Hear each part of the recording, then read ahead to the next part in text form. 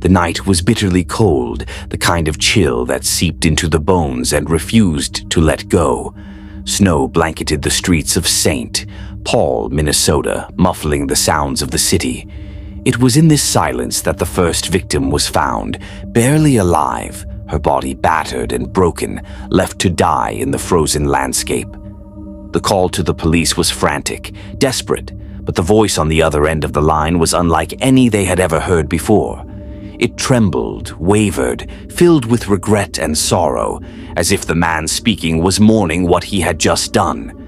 "Please," he sobbed, "there's a girl hurt here. She needs help."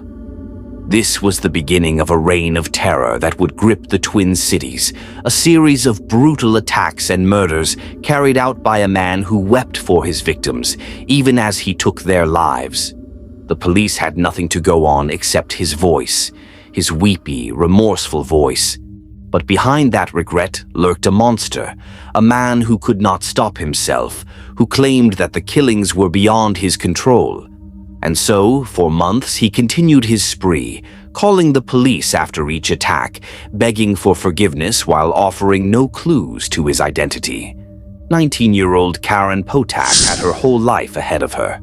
A bright, ambitious college student, she had grown up in a loving family, surrounded by people who adored her.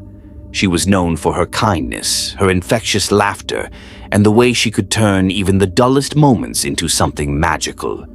On the night of her attack, she had been out with friends, celebrating, enjoying life as any teenager would. But the joy of that evening would be short-lived. As she walked home alone, she was unaware of the danger lurking in the shadows. A man approached her, his intentions masked by the cover of night. Before she could react, he struck. The blows rained down on her, each one more vicious than the last. He beat her with a tire iron, leaving her body broken in the snow, thinking she was dead. But Karen, against all odds, survived. The police had no suspects, no witnesses, just a single phone call. "She's hurt," the voice trembled. "She needs help." And then the line went dead. 6 months later, the killer struck again. Kimberly Compton had only just arrived in St. Paul. At 18, she was full of dreams, eager to start fresh in a new city. She was soft-spoken but strong-willed, a young woman determined to carve out her own path. Her parents, Margaret and John Compton, had been nervous about her move, but she reassured them that she would be fine. She promised to call every day. But that call never came. She was last seen at a diner, sharing a meal with a man she had just met. He seemed nice, friendly. He offered to take her for a drive to show her the city. Trusting as she always was, Kim agreed. Hours later, her body was found at a highway construction site, face down in the dirt. She had been stabbed 61 times. Once again, the phone rang. "I'm sorry for what I did to Compton," the voice whimpered. "I couldn't help it." The city of St. Paul was now gripped with fear. Women were afraid to walk alone, the streets felt less safe, and the police were left grasping at straws. There was no pattern, no motive, just a voice filled with anguish that vanished after every murder. Months passed, and another woman lost her life. Barbara Simon was 40 years old, a nurse who had dedicated her life to helping others. She had a warm heart, a nurturing spirit, and an unwavering sense of responsibility. But on the night of her murder, she made one fatal mistake. She trusted the wrong man. She had been at the Hexagon bar, unwinding after a long shift. The bartender and waitstaff remembered her well, remembered how she had been in good spirits, enjoying the evening. They also remembered the man she left with. Her last words before stepping out the door haunted them. "I hope he's a nice guy. He's giving me a ride home." She never made it home. Her body was discovered along the banks of the Mississippi River, stabbed repeatedly. The killer was growing bolder, more violent, less careful. And then, like clockwork, came the call. "I killed. I killed." The voice trembled. "Don't talk, just listen." But this time, the police had something to go on. Detective Don Brown took charge of the investigation. He and his team combed through hundreds of mugshots, looking for a face that matched the one seen at the Hexagon bar. Slowly, they narrowed it down. Then, finally, they had a name. Paul Stefani, a janitor with a history of psychiatric issues, a man who had already been convicted of aggravated assault. But there was no physical evidence tying him to the crimes. They needed something more. Then Stephanie made his biggest mistake. Denise Williams had been working the streets long enough to sense danger. She had encountered all types of men, but something about Paul Stefani put her on edge. When he picked her up and flashed his money, she hesitated, but she needed the cash. She got into the car. He took her to his apartment. The encounter was brief, routine, but when he offered to drive her back, something felt wrong. The road was dark, the streetlights few and far between. "This is a shortcut," he said. Denise didn't believe him. She looked around for anything she could use as a weapon. Then she saw it, a glass bottle on the floor of the car. Stephanie suddenly lunged at her, a screwdriver in his hand. He stabbed her in the stomach, blood spilling onto the seat. But Denise fought back. She grabbed the bottle and smashed it over his head again and again. She clawed at the door, kicked at him, screamed.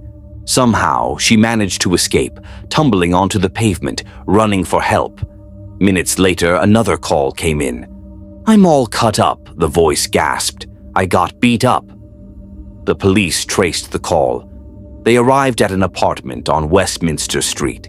Inside, bleeding and frantic, was Paul Stefani. He was arrested on the spot.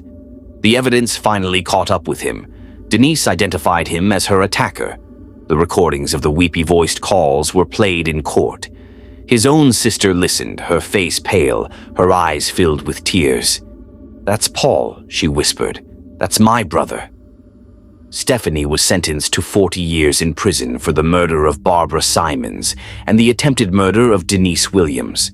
But for years, he denied involvement in the other crimes. Then, 12 years later, dying of cancer, he confessed. He admitted to attacking Karen Potak, to stabbing Kimberly Compton 61 times, and even to drowning a woman named Kathy Greening in 1982. "I don't know why I did it," he said. "Killing seemed like the thing I was supposed to do." For the families of the victims, the confessions brought closure, but not peace. "I forgive him," Margaret Compton said, "but the pain will never go away." On June 12, 1998, Paul Stefani died in prison. The voice that had haunted Minneapolis and St. Paul for so long was finally silenced. But for those who lost their daughters, sisters, and friends, the echoes of his cries would never fade. The story of Paul Stefani, the weepy-voiced killer, is one of horror, regret, and senseless violence. His voice may have trembled with remorse, but his actions were cold and deliberate. He stole the lives of innocent women, Karen Potak, Kimberly Compton, Barbara Simons, and Kathy Greening, leaving behind families shattered by grief, communities shaken with fear, and a city desperate for justice. For years, he taunted the police with his tearful confessions, but his remorse never stopped him from striking again. It took the courage of one woman, Denise Williams, to fight back and survive, ultimately leading to his capture. Even as he sat behind bars, he withheld the truth, only revealing his full list of victims when death was near. His case serves as a chilling reminder that monsters do not always lurk in the shadows. They can blend into society, hidden behind polite smiles and trembling voices. It also highlights the resilience of survivors and the relentless pursuit of justice by law enforcement officers who refuse to let the voices of victims go unheard. Let their stories be a warning, but also a lesson. Trust your instincts. Be aware of your surroundings. And most importantly, never let your guard down with a stranger. If something feels wrong, it probably is. If you or someone you know has been affected by violence, know that help is available. Organizations dedicated to victim support, crime prevention, and justice reform work tirelessly to ensure that voices like those of Karen, Kim, Barbara, and Kathy are never forgotten. Justice was served, but the scars remain. The echoes of Stefani's chilling words, "Don't talk, just listen," may have faded, but the stories of his victims must continue to be told, because remembering them is the only way to ensure that history does not repeat itself. In the quiet neighborhoods of Missouri and Illinois, where life moved at its usual pace, no one suspected that a predator lurked in the shadows. He was methodical, precise, and merciless. Over time, his body count grew, and the streets whispered of a phantom killer. For the families of the victims, life would never be the same. They were daughters, sisters, and mothers. Women with dreams, aspirations, and struggles. Women whose stories would be cut short in the most brutal way imaginable. The nightmare began in the spring of 2001. Teresa Wilson was the second victim identified, but long before she was reduced to a case number, she was a woman of substance. She had a laugh that could light up a room and a resilience that had seen her through hard times. Growing up, she was a bright student with a passion for music. Life, however, had not been kind. Personal struggles led her down a difficult path, one that would eventually make her vulnerable to the monster that lurked in the dark. Brenda Beasley had a similar story. She had dreams, ambitions, and the will to turn her life around. She had a young son she adored, and she worked tirelessly to ensure he had a better future. But like Teresa, her struggles led her to the streets, where she became another unsuspecting target. These women weren't nameless, faceless victims. They were people. They had loved, laughed, and cried. They had people who cherished them, people who would grieve them deeply when they disappeared. As the spring of 2001 rolled in, the killings started. One by one, women from the streets vanished, only to be found dumped near highways, in wooded areas, or along the banks of the Mississippi River. Each body told a story of horror. The cause of death varied. Some had been strangled, and others had suffered prolonged torture before their lives were snuffed out. But they all shared one thing in common: the brutality of their final moments. Police worked tirelessly, piecing together clues. A pattern began to emerge. The killer was organized and calculated. He knew where to find his victims, how to lure them in, and how to erase his tracks. The evidence was scarce. The fear was growing. And then, the letters arrived. As the bodies piled up, the city grew uneasy. Women who once walked the streets freely now looked over their shoulders. The killer was still out there, the police had few leads, and the media was starting to take notice. Then, in May 2002, the case took a shocking turn. At the St. Louis Post-Dispatch, journalist Bill Smith was no stranger to crime stories. He had covered human interest pieces, shedding light on those societies often overlooked. When he wrote about Teresa Wilson's unsolved murder, he never expected a response from the killer himself. A letter arrived. "Dear Bill, nice sob story on Teresa Wilson," it read. The writer wasn't done, he taunted Smith, instructing him to write about another victim, Greenwade. "Write a good one, and I'll tell you where many others are to prove I'm real." Attached to the letter was something far more chilling, a hand-drawn map. The coordinates led to an overgrown, abandoned lot. There, buried beneath dirt and decay, lay the remains of another woman. The letter was no hoax. The killer had just announced himself. Police scrambled. The letter was their best lead, their first real connection to the man who had eluded them for so long. Forensic analysts pored over the paper, searching for fingerprints, DNA, and anything that could identify the author. Nothing. The killer had been careful. Then came the breakthrough. The burial map had been printed from a website, Expedia.com. Investigators turned to the Illinois State Police Cybercrimes Unit for help. One question burned in their minds. Who had searched for these coordinates? Expedia's logs provided the answer. A single IP address had generated the map. The digital footprint led them to an internet service provider, UUNET. With a court order in hand, detectives obtained the subscriber's details. Is the name attached to the IP address? Maury Travis, a convicted felon. More than that, records showed that Travis had been incarcerated between November 2001 and February 2002. It explained the sudden halt in murders. Detectives now had their suspect. They wouldn't let him slip away. On June 7th, 2002, police descended on Maury Travis's suburban home. Located in Ferguson, Missouri, the house seemed unremarkable. A neatly kept lawn, a quiet street. Nothing suggested the horrors inside. Travis opened the door. He was calm and cooperative, but beneath that facade lay a man with secrets he never intended to reveal. As officers searched the house, they found something deeply unsettling. Upstairs, the home was pristine, nothing out of place. But then they reached the basement. Inside, they uncovered a world of horror. Bloodstains marked the walls and floors. A dimly lit room contained a single bed. A videotape sat near a VCR. Police played the tape. What they saw shocked them to their core. Maury Travis had done more than kill. He had recorded his crimes. The footage was beyond brutal. It was a window into pure evil. On the tapes, Travis could be heard taunting his victims. His voice shifted between threats and twisted tenderness. One woman, bound and terrified, sobbed as Travis loomed over her.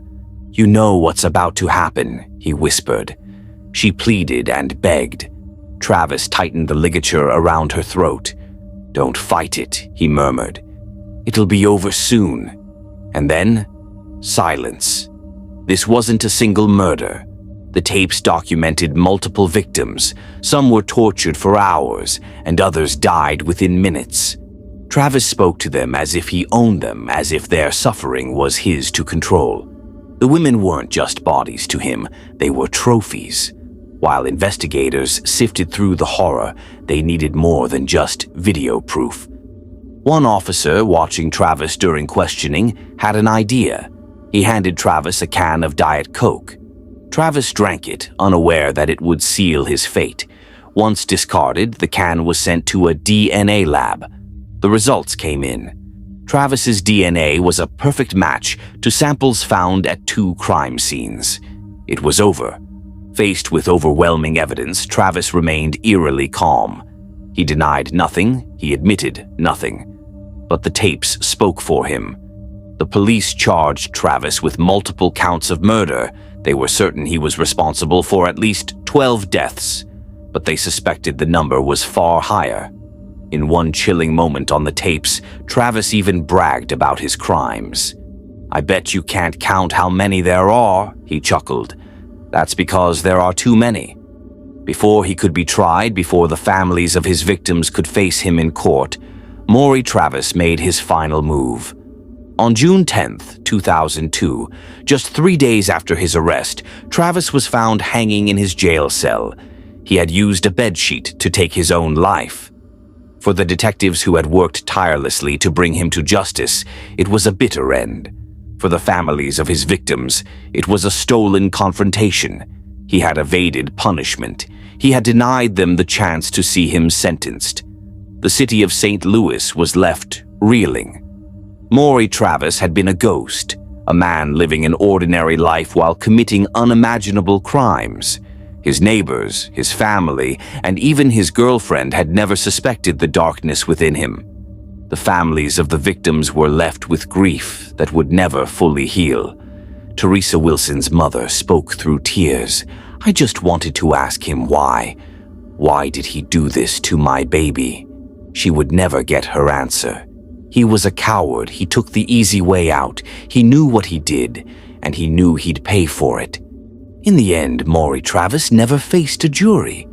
He never saw the inside of a prison, but his legacy of horror remained. The Travis case changed how law enforcement handled digital evidence. The use of IP tracking in criminal investigations has become more common. But one question still lingers. Were there more victims? Travis hinted at numbers far beyond what police could confirm. 16, 20, more. To this day, some of his victims may still be out there, their families left without closure. What is certain is this: Maury Travis was one of the most sadistic killers in American history, and if not for a letter, a map, and a can of Diet Coke, he might have remained just another man living among us.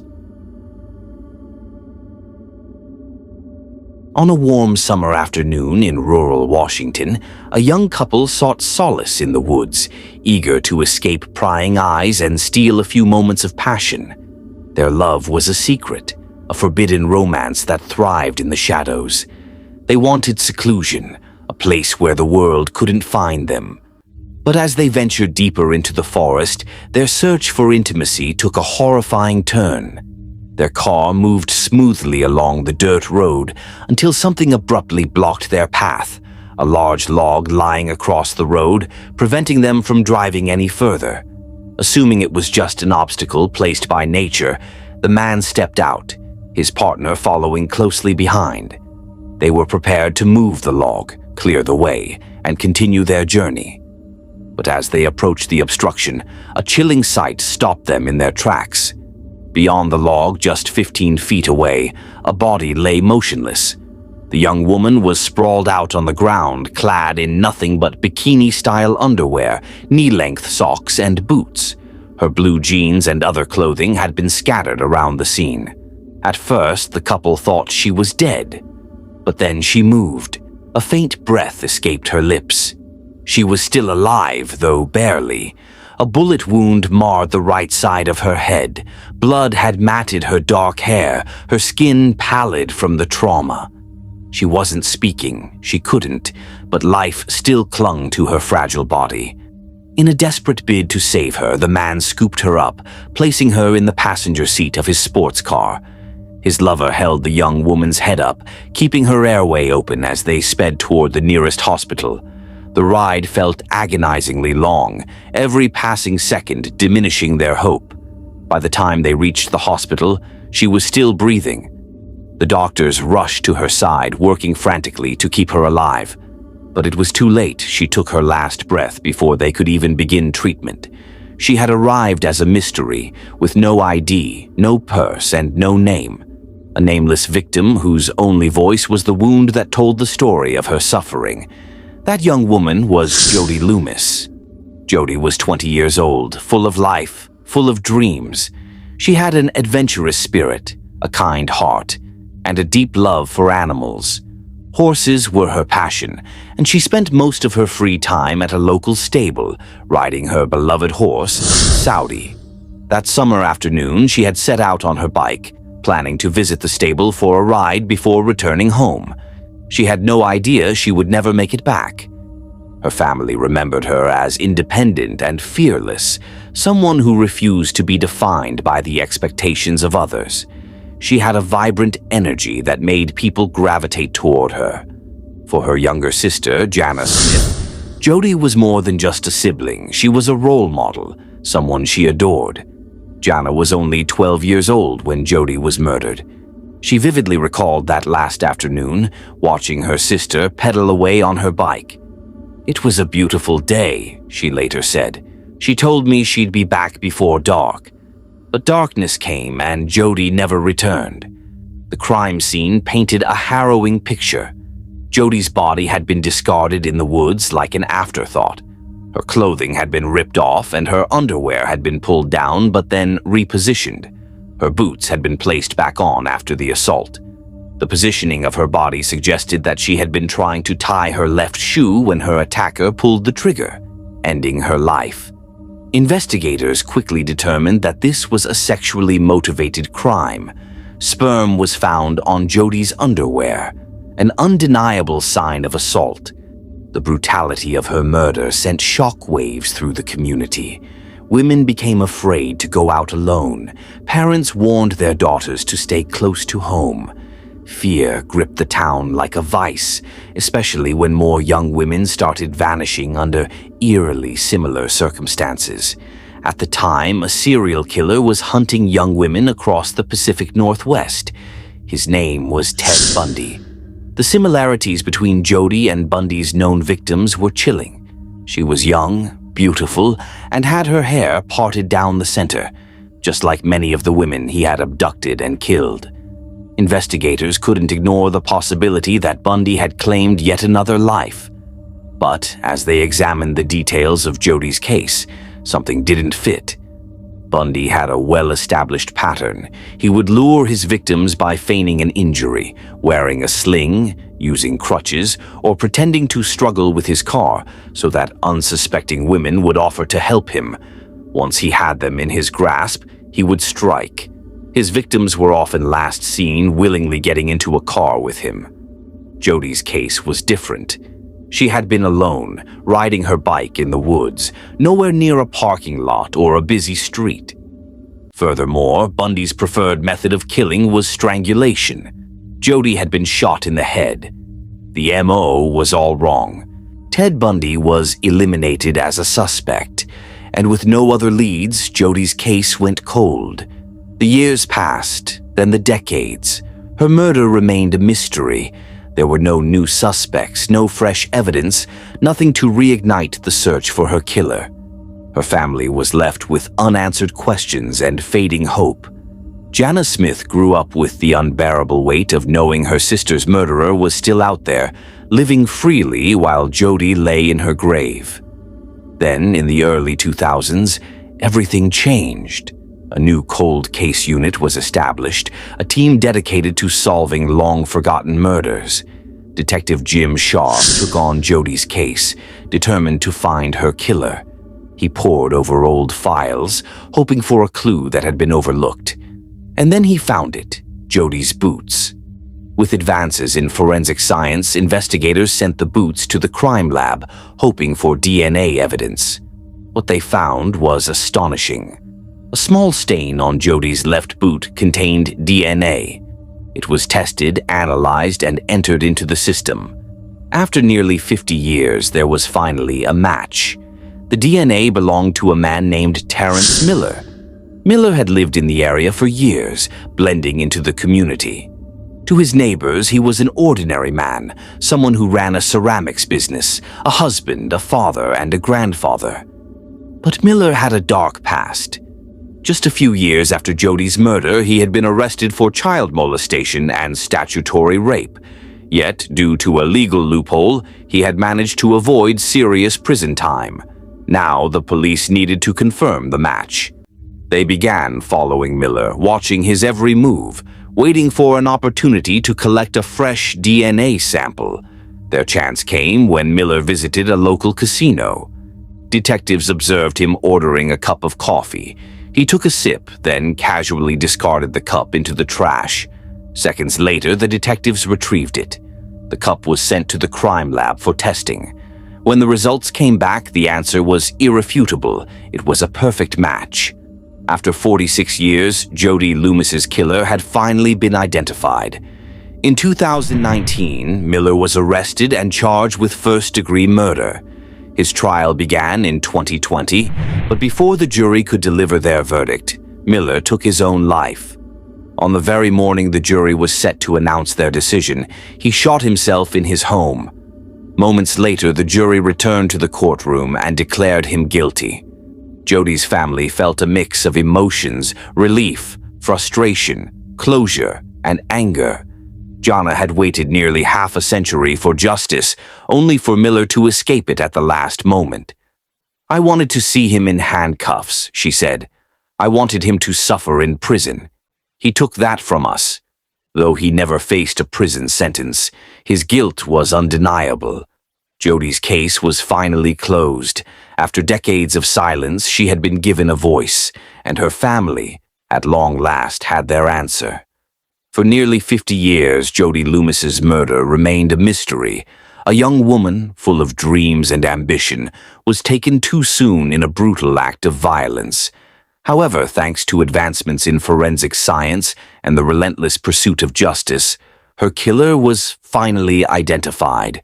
Although he escaped prison by taking his own life, the truth prevailed, bringing closure to a case that had haunted her family for years, decades.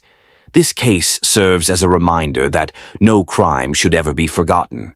Cold case investigations and forensic genealogy have the power to bring long overdue justice to victims and their loved ones. There are still countless families waiting for answers, still seeking justice for those who can no longer speak for themselves. If you or someone you know has information on an unsolved case, don't hesitate to reach out to law enforcement. Even the smallest detail could be the key to unlocking the truth. Support organizations dedicated to solving cold cases and advocate for the use of advanced forensic techniques to bring justice to those who have waited far too long. Justice may be delayed, but it should never be denied.